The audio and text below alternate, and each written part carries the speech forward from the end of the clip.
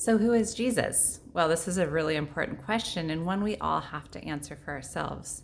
And scholars, whether they're in the church or secular, all agree that Jesus was a man who lived in that time period of history. So, I'm not even going to go into that. But what I want to submit to you today is something I've heard is that Jesus was three things. There's three choices of who we can decide that Jesus is: a liar, a lunatic, or who he claims to be the Lord. Now, the first time I heard this was in church, and it kind of took me off guard. A lot of people will claim that he is just a good prophet or a good teacher. Well, I don't think that that is a choice for who Jesus could have been or who he is, because Jesus was constantly claiming to be God. And if he was not God, how could a good prophet or even a good teacher be claiming these things over and over and over and not be honest? I don't know that any of us would look at somebody we would say is lying about who they are constantly and say, oh, they're a good prophet or a good teacher. So let me talk a little bit first on where does it say that Jesus says he was God? So, and before I start that, I actually also want to say, sometimes people say, well, I'm just not going to decide. I'll figure that out later.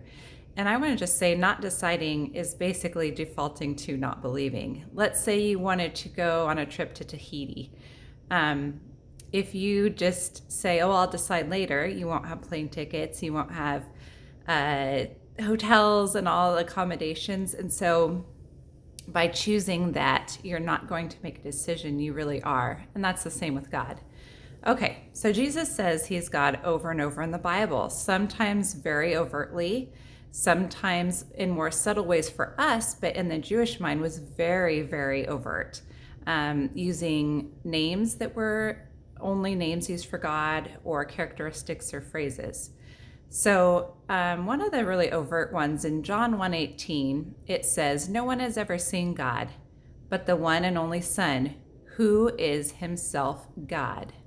Very clear, right? Well, let's go to one that maybe isn't quite as clear. So in Job 9, this is in the Old Testament, they are talking about what God is like. And it says, he alone stretches out the heavens and treads on the waves of the sea, or walks on the waves of the sea. Okay, that's what God does. Fast forward to when Jesus was around in Matthew 14:33. Jesus had just been with his disciples and walked on the water, and they say, truly, you are the Son of God, or you are God, because that was something that God did. God was the one who walked on water or could walk on water. Again, in Psalm 107:29 in the Old Testament, it is saying of God, it says, he stills the storm to a whisper, the waves of the sea were hushed. And then here comes Jesus, and once again, he's with his disciples in the boat.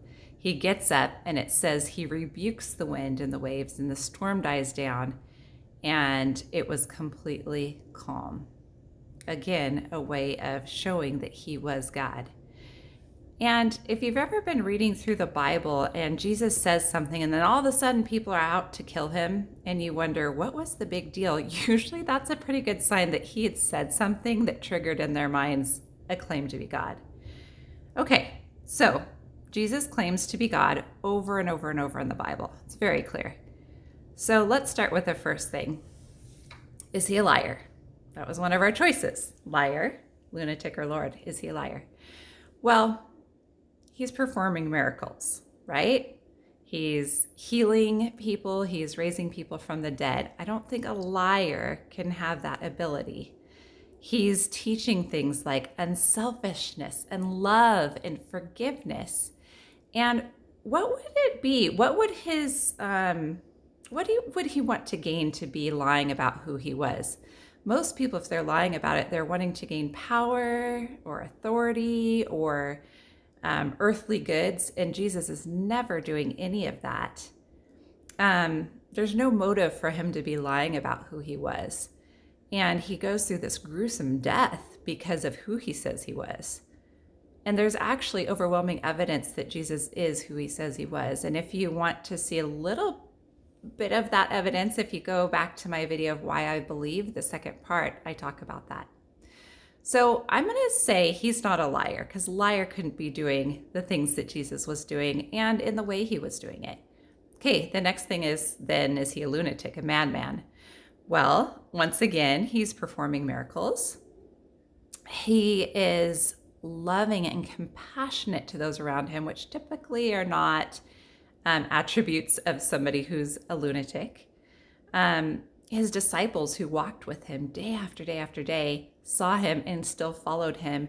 And not only did they follow him, but they died proclaiming that he is who he says he was. And if you look at the church and church history, how many thousands and millions of Christians have been persecuted for their beliefs? Would people do that to follow a madman?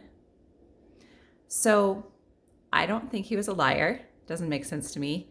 I don't think many people anywhere would ever agree he was a madman. So is he the Lord? Is he who he says he was? That is what I believe. I believe that Jesus is who he says he was and that he is the Lord. What do you believe? So it's spring, and one of my favorite spring jokes that I saw at the nursery one time was, "Spring is here. I'm so excited, I wet my plants."